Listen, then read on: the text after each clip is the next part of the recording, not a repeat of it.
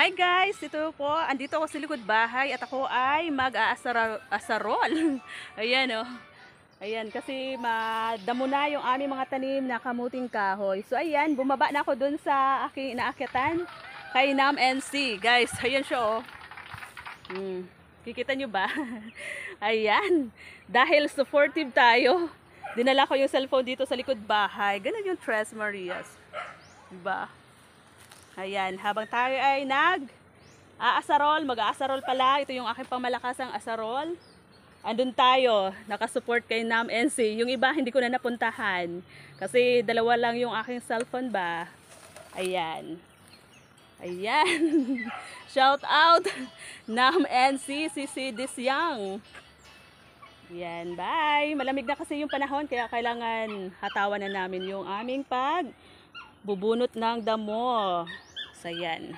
Bye!